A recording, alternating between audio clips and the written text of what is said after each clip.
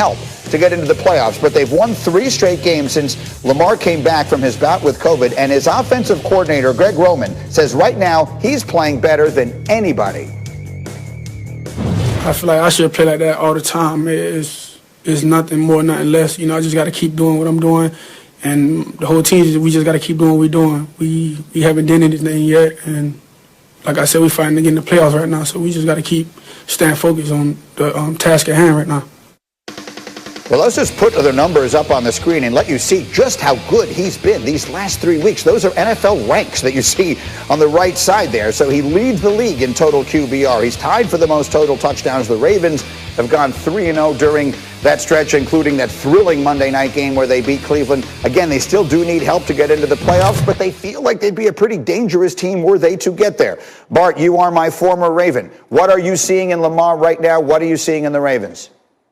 I mean, Lamar is doing what he's always done. I don't see any innovation from Greg Roman in trying to evolve this offense, being able to push the ball down the field. I think Hollywood Brown has been a huge disappointment. Willie Snead had the audacity to complain about not getting some attempts at him last week. You know, he's been able to be effective with his legs and do what Lamar Jackson does. But in the playoffs, the competition is different. You're playing against playoff caliber teams. And I understand that Cleveland's that, but that's playing little brother. You understand and know that team better than any other team because you play them so often. I'm concerned with Lamar Jackson's lack of weapons and the inability to really beat teams from within the pocket. Until he does that, until he wins a playoff game, I think that you have to make sure that you pick up his option, but you don't get them the Mahomes deal. I think you tell Lamar, hey, we're going to give you your Amari Cooper and see if you can take it to the next level, because the league is going to always continue to catch up. And I think when you go out there and you know that you don't have to put 2 safeties deep, you know you can put another safety in the box, and you see what San Diego at that time Chargers did by putting an extra safety on the field to put more athletes that can play in space. That's going to be the recipe to stop Lamar. And if this team falls behind, can Lamar Jackson win a playoff game by throwing from within the pocket? That remains to be seen. And I think the answer is no. They have to win a certain type of way, and they have a small margin for error. Well, so much has been made of the fact that he is 0-2 in the playoffs. That is well documented. But, Mike T., I sort of have a feeling that this team, they feel like a dangerous one. Maybe they're sort of more suited to be the team that sneaks in there from behind and scares people. How do you see them in this postseason? Yeah, Grady, I agree with that, and I see it differently than Bart. I think we saw a transformational moment with Lamar Jackson when he came back on that 4th and 5 play against the Browns. He broke contain. Everyone thought he was going to run it. He pulled up, threw a touchdown pass to Hollywood Brown. There's very few players that could do it. And I'll tell you this, Kansas City, there's only 2 players on the planet that could send them home without a championship ring, Lamar Jackson and Derrick Henry. And if Baltimore gets hot, and I see it differently than Bart, because what's going on right now is the game is slowing down for Lamar. Experience is starting to matter to him, and he can carry this team all by himself and make those 3 or 4 plays in a game that could send anybody home. So they're extremely dangerous if they get in. That's an interesting one. Lamar Jackson and Derrick Henry. The thing that both of them can do, of course, is control the game, control the clock. Let's just spin that forward because it's a fun subject. Bart Scott, is that the recipe for someone to knock out Kansas City? We're all trying to figure out, is there anyone who could knock off Mahomes? I've been making the case that it's Buffalo based on some of the things they can do. How do you see that? Derrick Henry, Lamar Jackson, the biggest threats to Patrick Mahomes in the AFC? I mean, I think it's correct because they can keep the chains moving, but I think it's a lot easier for Tennessee to do that because they're handing the ball off to Derrick Henry. I think if you ask Lamar Jackson, one bad hit, one rib shot, one leg injury, and I think that derails them. But, when you talk about beating the Kansas City Chiefs, I think that the Ravens defensively has always had the wrong game plan. They're trying to match these guys man to man because they feel like they have Peters, they feel like they have Humphreys. They went out and they invested money in Levine. They have money in Jimmy Smith, but they down is on the schedule there as well. Vikings, Saints, we know about the history. 2017 playoffs, devastation for New Orleans. Stephon Diggs, 61 yards, known to this day as the Minnesota Miracle. 2 years later, the Vikings eliminate the Saints again, this time in the wild card round in New Orleans. Will Lutz sent the game to overtime for the Saints in the final seconds, but the Vikings win it there on a Kyle Rudolph touchdown. So today, the rematch. The Saints looking for revenge. Minnesota, meanwhile, desperately needs the win. Their playoff hopes are over if they don't find a way to win this game. And our crew is here and ready. Mike T and Bart Scott. Fellas, great to see you. And let us start with this. Bart, the Saints are supposed to be the best team in the NFL, and injury and a bunch of other things. In your mind, at least in the NFC, where are the Saints right now?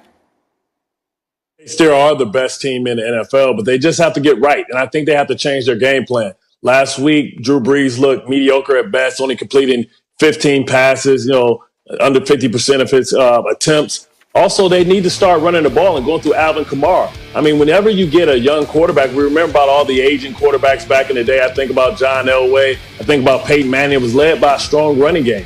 They're asking him to do too much. We don't know how healthy he is from the ribs. And Michael Thomas and him has to come back and get on the same page. But to protect Drew Brees and protect guys from putting barbecue sauce on those ribs, you're going to have to run the football and have play action down the field. His attempts are allowing defenders just to sit on the football, understanding that he's not going to open up. And we don't know how healthy that cartilage is. People talk about the ribs itself and the punctured ribs, the punctured lung. But what about being able to open up and really rail back and really stretch that abdomen or those obliques and be able to push the ball down the field? I don't know how healthy and how confident he is in that.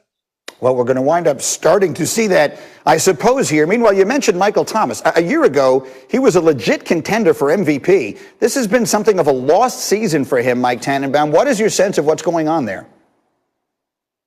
Yeah, there's a lot of noise coming out of New Orleans that he's not happy there. He's only played in 7 games, so we'll see how the postseason goes with him and Drew Brees, but I wouldn't be surprised if Michael Thomas was on another team next year. It's been a disappointing season, and I agree with what Bart Scott said, which is Drew Brees looked old and rusty, so this has to get better in a hurry. They have the chance to be the best team, but without a happy and focused Michael Thomas, I think they're very vulnerable in the playoffs. Yeah, we'll wait and see. We have a couple of weeks to try and get this thing figured out, fighting for that 1 seed, but right now they are well behind Green Bay in that chase. We will see. That's a big game today, but it's not the only big story from the NFL. Let's turn our attention to another team that looked like it might have been the best just a few weeks ago. The Steelers started 11-0. You know the story. Since then, they've lost 3 straight. Their hold on the division is in serious jeopardy, but with a win against a very good Indy team this weekend, they would wrap up the division. They would make their game the last week against Cleveland completely meaningless. And here's the story on Big Ben.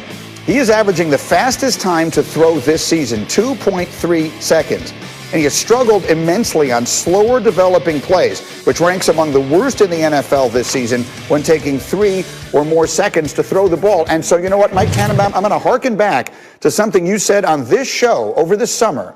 And you got a lot of pushback, a lot of criticism. But you sort of made the point that older quarterbacks, when they sort of have taken all the hits they want to take, that ball comes out of there fast. I wonder what you are seeing right now in Ben.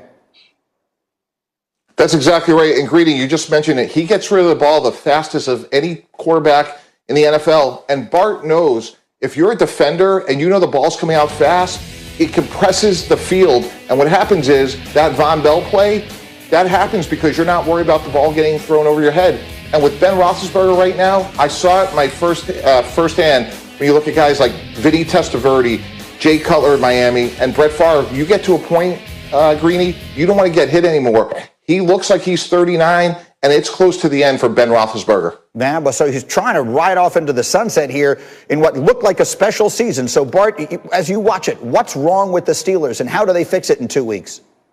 They've forgotten their identity. They forgot who they've always been. And what they've always been is been a physical football team on both sides of the ball. Yeah, Ben has only been sacked 12 times because he's chucking and ducking. This has been a team that's always been built by running the football. They're 31st in the league in running the football. And when you do that, they're trying to run the football with using Juju Smith-Schuster, Ben getting the ball out of his hands. But like Mike Tannenbaum said, when you understand that as a defender, that the ball can't go over my head, now I can put the 8th man in the box, and now I can shut down the running game knowing that you're not going to push the ball down the football field. Listen, I played with the late Steve McNair, and he had an injury report that was probably about as big as a dictionary. And what happens is you just can't recover. For years, Ben Roethlisberger has been the Michael Myers of football. You knock him out, you think you killed him, he gets back up and rises back up like the Undertaker. And Mike Thomas has been Paul Dangerously telling him to get up and rise. But now he just doesn't have the ability or the willingness to take those type of hits. when you get older, you start realizing what you're playing for.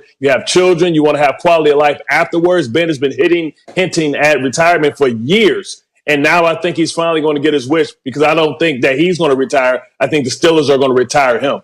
Well, that's a very interesting question. Ben did say in some reporting that Shefty did over the weekend that he would like to come back next year. But Mike T, his cap number is over $41 million for next season. You're the general manager. How does that work? I would keep him for one more year, Greeny. I would pay him $19 million in cash, which helps comprise that cap number. But I would draft his replacement in the first round of the 2021 draft and let Ben ride off into the sunset. It's just like what Kansas City did a couple years ago. You have a good veteran in Alex Smith. You draft Patrick Mahomes. Patrick Mahomes only starts one game his rookie year. The rest is history. Pittsburgh has to draft Big Ben's replacement next year because it's really close to the end. I just keep him for one more year, and then that's it. We shall see. Again, this sort of feels like it's a tipping point here for that team potentially. Go ahead, Yeah. Bart. You had one more thought.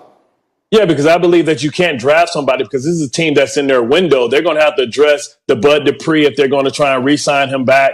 But they need to go and get a veteran quarterback, somebody that's maybe a retread like a Jameis Winston, maybe trade for a Sam Darnold. They need to get somebody that can play right now. And if Ben wants to give the team a friendly discount like Drew Brees did, he's made all the money that he needs to make. Now it's about legacy and trying to win a championship. But I think they should go out and address that with a veteran, a guy that's young in the process that can sit behind Ben for a year.